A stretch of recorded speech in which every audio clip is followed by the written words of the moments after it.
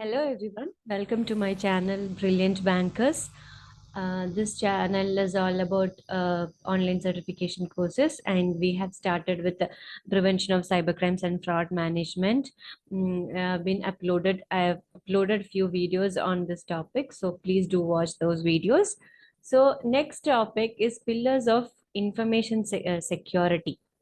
So why the security? Why the cyber security is needed? It is to protect your data from cyber attacks, as we live more and more of our lives online, from communicating to shopping, playing games, banking, traveling, etc., etc., etc. The internet is an inseparable part of our lives, right? Whether it is on our phones or computers or any other smart devices, it is an unfortunate truth that hackers, cyber criminals, or troublemakers look for the vulnerable targets.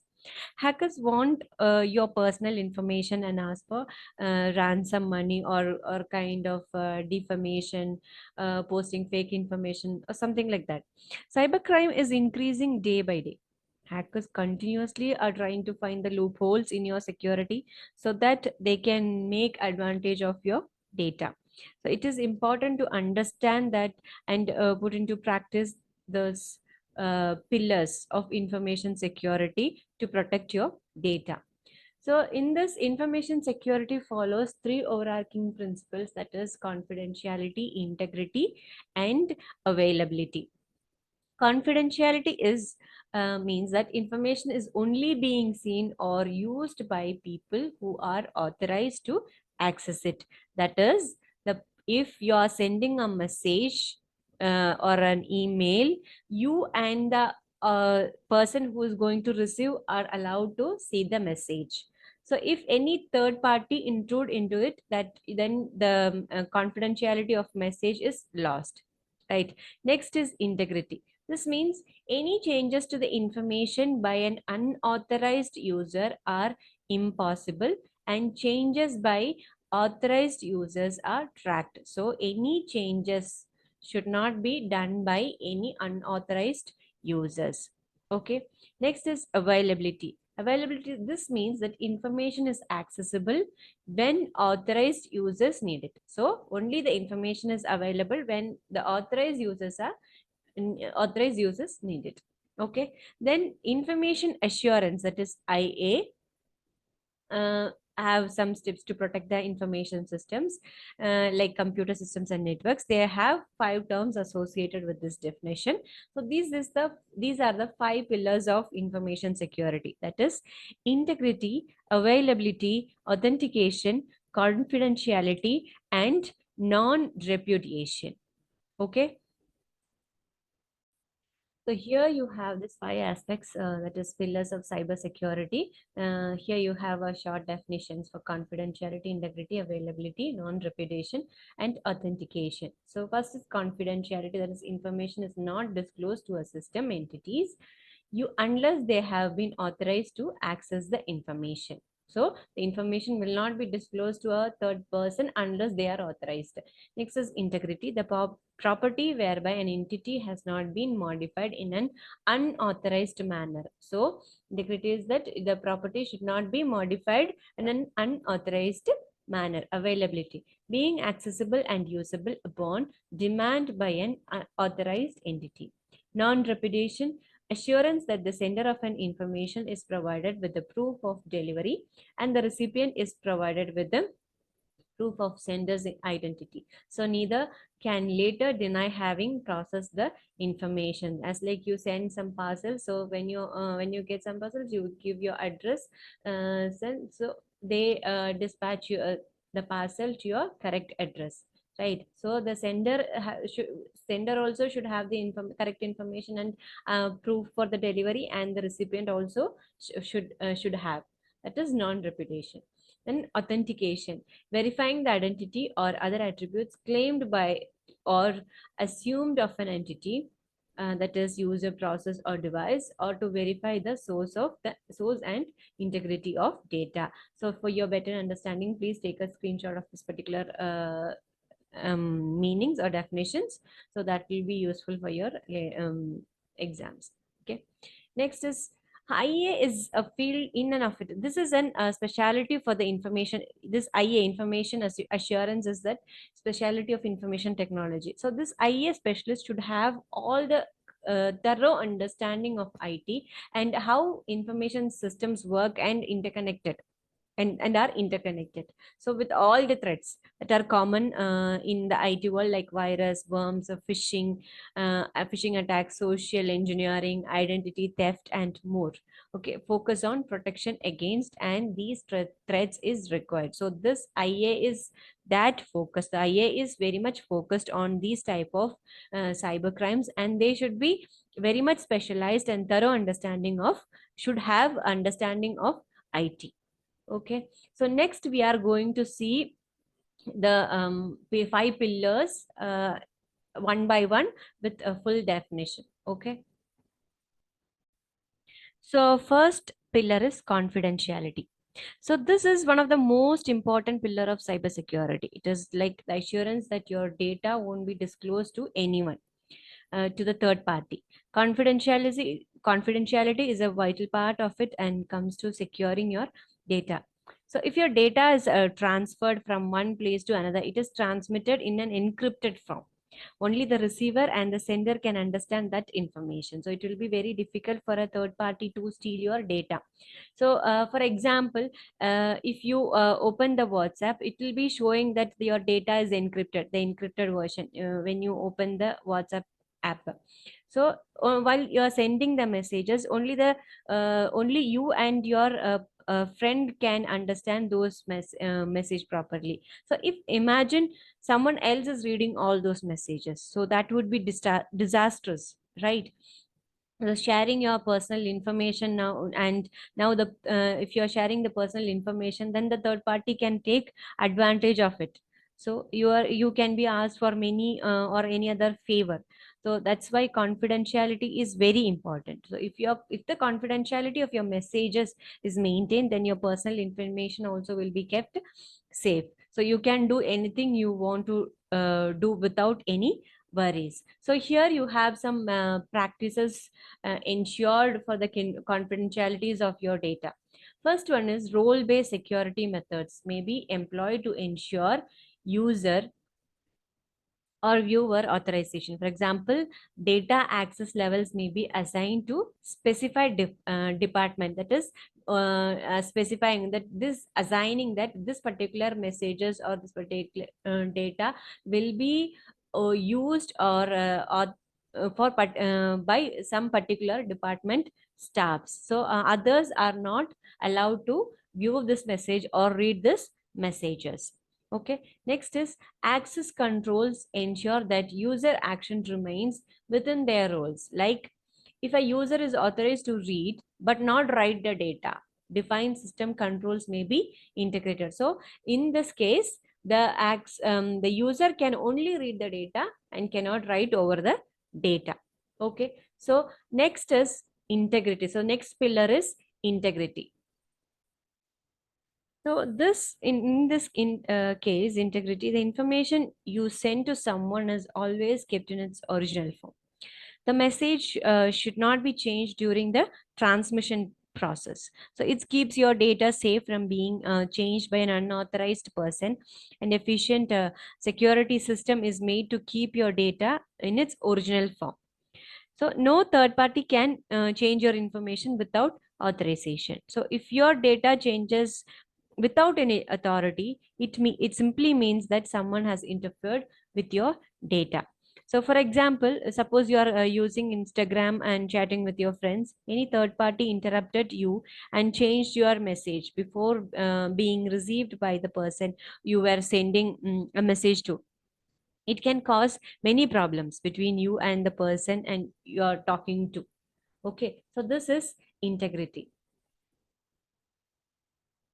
So this in this integrity, the changes of data can also happen, like events like storage erosion, error, and intentional data or system damage can create data changes. That is, for example, if an hacker is causing any damage by infiltrating system with a malware, including a Trojan horse, which overtake computer system as well as the worms and virus. An employee may create company damage through intentionally false data entry. So intentionally, an employee can also intentionally cause some damage to the data entry, or it can happens like storage erosion or error and intentional data which has been or system damage can create the data changes. So this is integrity.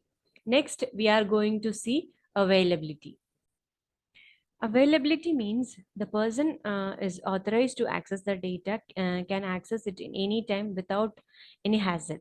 It assures you that the system will be fully functional no matter what happens, wherever you are. Okay. So you can access your data anytime in a comfortable manner. Having resource make it possible to access information comfortably. Availability requires resource to maintain and stability and permanent access to the data through updates and fast maintenance. For example, we are all using online banking method. So for the transaction and all, suppose if the bank is giving only few hours, so for any particular hours that um, you can use our banking resource only this particular time, so that will be difficult, right? In any particular place, only this particular place you will be you are allowed to use, or in this particular house you are allowed to use. But it should give the availability is that it is companies try to give access to your information whenever you need it. So that is what called availability. So it is important to remember that something happens like fire or blackouts, etc., then your data can become vulnerable to hackers. So availability, in total availability means anywhere the person can access a resource anywhere at any time. So if not the information is not delivered efficiently, then the availability is compromised. Okay. So your next topics is non-repudiation. Non-repudiation is another important element that assures that your data delivery is done to the sender only. With the help of this, the receiver of the information can also verify the sender. So you can open the logs provided by the information security system to provide a proof of sender and receiver. No third party can control the sending and receiving of your information. Only the two of you can make any changes to the information that you are sending to each other. For example, imagine you and your friend are talking and sharing your personal information. Suddenly, if a third person came in between and your chats and between your chats and changed your information, denying to send a message to your friend, so that will be uh, disastrous, right? That makes you much angry. So this non-repudiation helps you with this. It assures that no third party can deny sending or receiving any data. Okay, so this non-repudiation will helps you like maintaining the proof of sender and receiver of the information. So no third party controls the sending and receiving of the data, and it also assures that data is sent to the right person. Okay, so that is the use of non-repudiation as a pillar of information security. Next is authenticity or authentication. So authentication protects your data from hackers and ensures that user provides proof of your authority over the data. So if they are authorized to access the data, they can only access it. It is important to validate and the transit and origin of the information. Assuring authorization includes passwords, biometric data, and many other methods. So for example, so if suppose you are using an Instagram, so when you open it, when you log into it, you use your account name, username, password, or something for logging in. If suppose the Instagram gives access to your account to someone else without even asking a password or username, anything like that, and that person can steal all your data including your photos and videos, anything.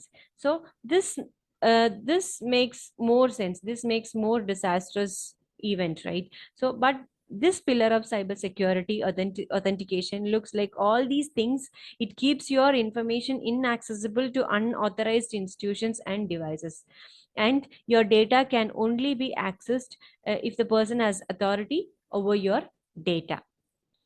Okay. So one method of authentication is that the public key infrastructure, that is PKI, uses digital certificates to prove a user identity. So there are authentication tools such as key cards and USB tokens. So one of the greatest authentication threats occurs in the email, that you get an email for example, unsecured emails which often appear as legitimate.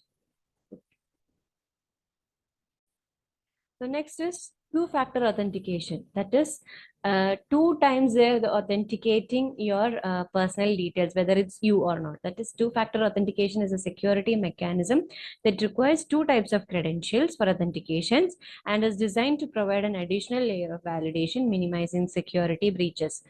So this here you have an example, that is the ATM card. So when you want to withdraw money, you go to ATM counter. First, you insert a ATM card. That is your first type of authentication. Then they'll ask you to enter them your personal identification number. So that is your second authentication method. So this is what called two-factor authentication. So another example, like you see, if you want to log in an applications, they'll ask you a username and password. At the time itself, unique code, one-time password will be generated and sent to your message through message or emails.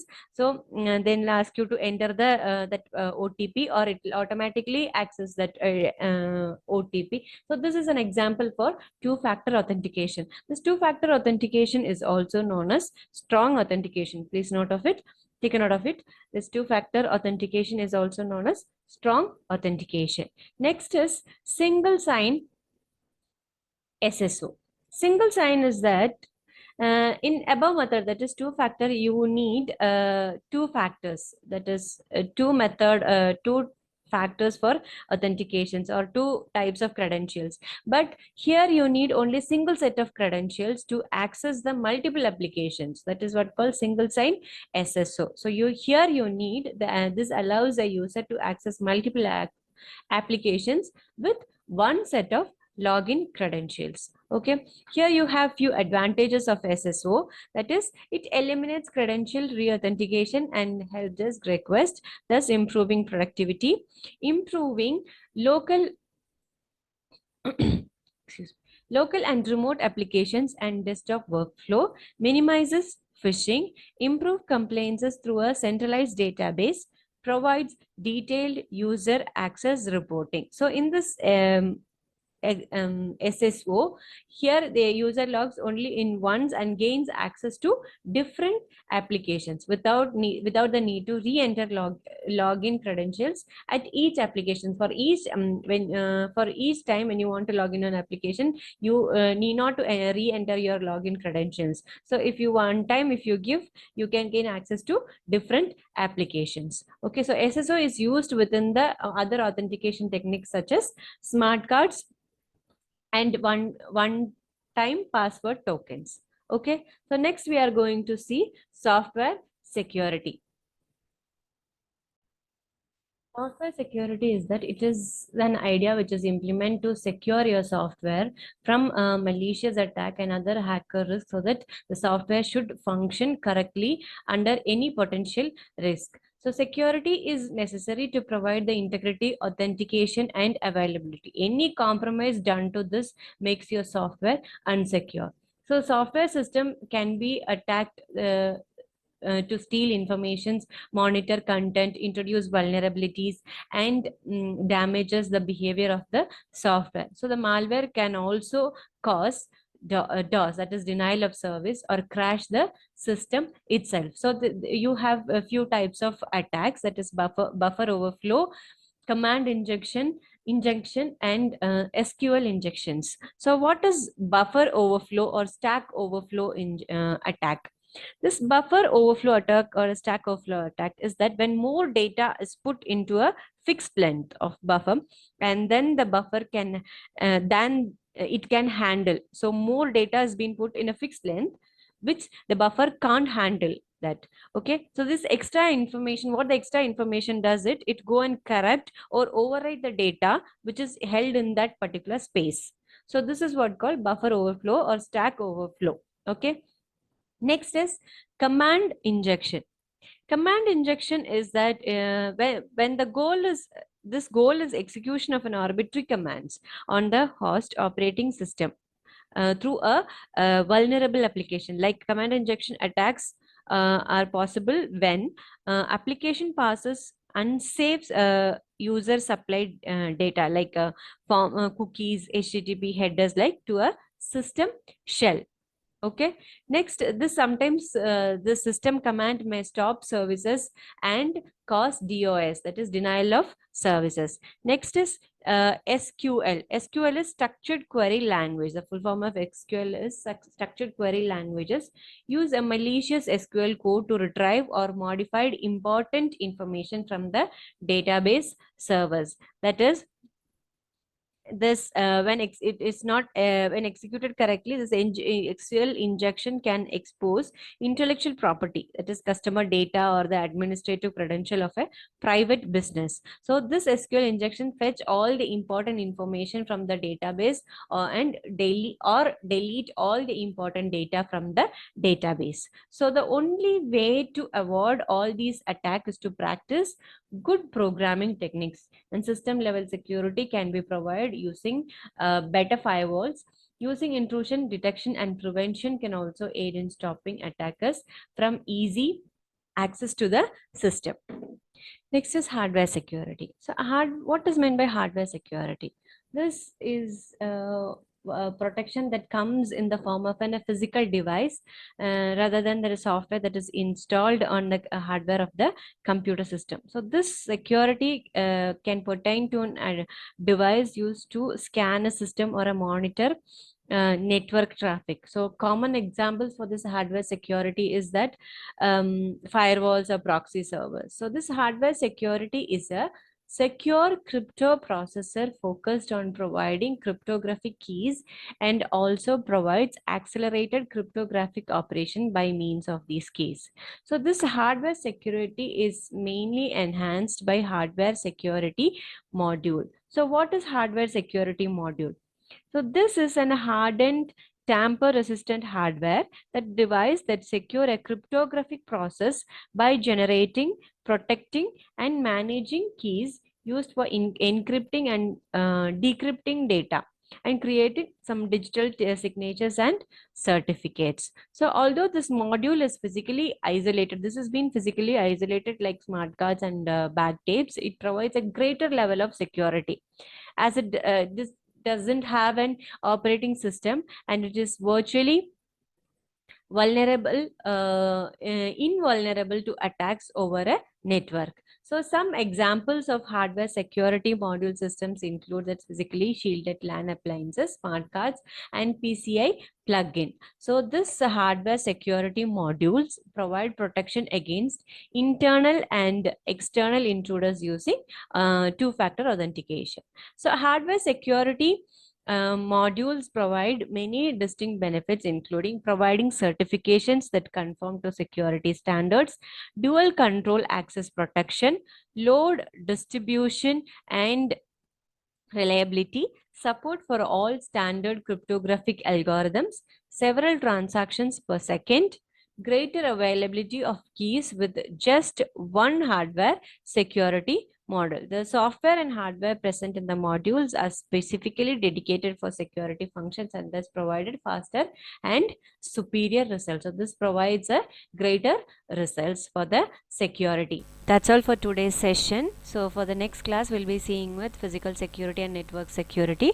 Thank you for watching. So hope you like my video. If you like my video, please like, share and subscribe. Please let us know your valuable comments. Thank you.